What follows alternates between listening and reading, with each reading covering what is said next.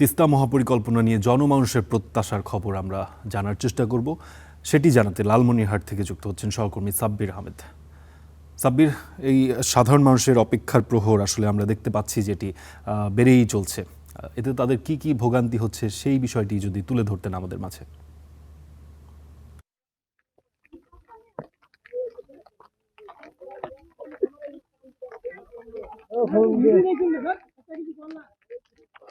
ফারদিন, আপনাকে ধন্যবাদ। আসলে লালমনিরহাটের তিস্তা নদী রয়েছে। এই তিস্তা নদীর বিশাল একটি অংশ লালমনিরহাটে দিয়ে একদম লালমনিরহাট দিয়ে বয়ে গেছে। প্রতি বছর আসলে লালমনিরহাটের একেবারে বন্যা এবং খরা, এই সময়ে এই জেলার মানুষ ব্যাপক ক্ষয়ক্ষতির মধ্যে পড়ে। আহ আসলে খরার সময় এই অঞ্চলের মানুষের পানির শূন্যতায় এই অঞ্চলের মানুষ ব্যাপক ক্ষয়ক্ষতির মধ্যে পড়ে এবং যখন বন্যা হয়, সেই বন্যার সময় অতিরিক্ত পানির কারণে এই অঞ্চলের মানুষের চাষাবাদের ব্যাপক ক্ষতি হয়। মানুষের ঘর বাড়ি সব ভেঙে যায়। প্রতি বছর, এটি যে এক বছর হয় তা নয়, প্রতি বছর কয়েক দফায় দফায় এই অঞ্চলের মানুষ ক্ষতির মুখে পড়ে। এই অঞ্চলের মানুষ অর্থনৈতিকভাবে একেবারে ভঙ্গুর অবস্থায় পড়ে গেছে। আমি এই মুহূর্তে তিস্তার একেবারে মাঝ প্রান্তে অবস্থান করছি। আসলে এই বিগত আওয়ামী লীগ সরকারের আমলে তিস্তা মহাপরিকল্পনার কথা প্রথম আসে এবং সে সময় এই অঞ্চলের মানুষ আশায় বুক বেঁধেছিল যে তিস্তা মহাপরিকল্পনা বাস্তবায়ন হবে, তাদের দুঃখ এবং কষ্টের অবসান হবে।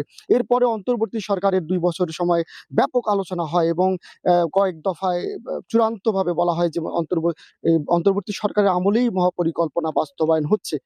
সেটিও আসলে হলো না। কয়েক দফায় চীনের রাষ্ট্রদূত সহ ব্যাপক সমীকরণ এখানে হয়। আসলে কোনো প্রতিফলন হয়নি।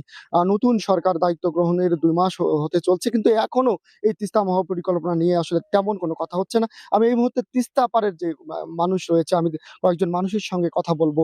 আপনাদের দেখাচ্ছি যে আপনারা যে সারা বছর আপনাদের ক্ষয়ক্ষতির মধ্যে পড়েন, আপনাদের কি পরিমাণ দুর্ভোগে আপনাদের পড়তে হয় একটু বলুন। খুব দুর্ভোগে পড়ি। আপনার তিস্তা মহাপরিকল্পনা নিয়ে আপনারা কি চান একটু বলুন তো দেখি। তিস্তা মহাপরিকল্পনার কাজ চাই।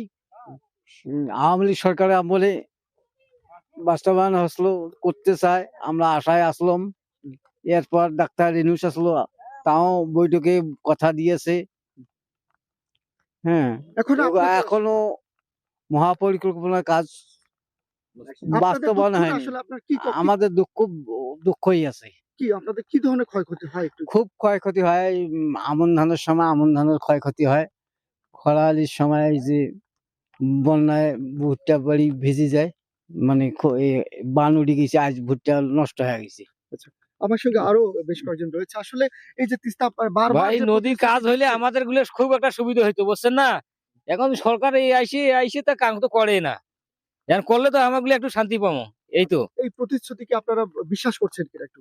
এখন বিশেষ কেমন করি করবো, না করলে কেমন করি করবো? করলে তো করা যাইবি, বিশেষ করা যাইবি যদি কাজ করে।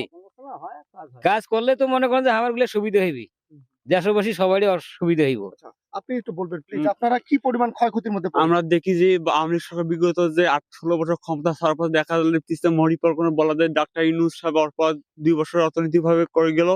অর্পর দেখা যায় বর্তমান যে বিএনপি ভারপ্রাপ্ত চেয়ারম্যান তারেক জিয়া রহমান, বর্তমান রাষ্ট্রপতি, বর্তমান বাংলাদেশ সরকার, সে বলল যে তিস্তা মহাপরিকল্পনা আমি কাজ করবো। এই কথা বলে আমাদের কাছে ভোট নেওয়ার পরও লালমনিরহাট ১৮ আসন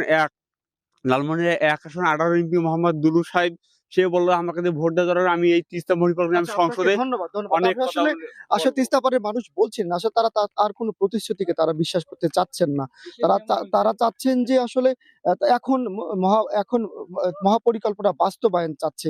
আসলে তাদের মহাপরিকল্পনা ছাড়া এই তিস্তা পাড়ের কয়েক লক্ষ মানুষের দুর্ভোগের আসলে কোনো উপায় নেই আরকি। মহাপরিকল্পনাই হচ্ছে তাদের একমাত্র সমাধান। এই হচ্ছে লালমনিরহাটের তিস্তা নদী থেকে এই তিস্তা পাড়ের মানুষের দুর্ভোগের চিত্র। জি সাব্বির, যারা আসলে দিনের পর দিন ভুগছেন তারা আসলে প্রতিশ্রুতিতে শান্ত হবেন না। আমরাও আশা করব দ্রুত এই মহাপরিকল্পনা সেটি বাস্তবায়ন হবে। আপনাকে ধন্যবাদ আমাদের সঙ্গে যুক্ত হওয়ার জন্য।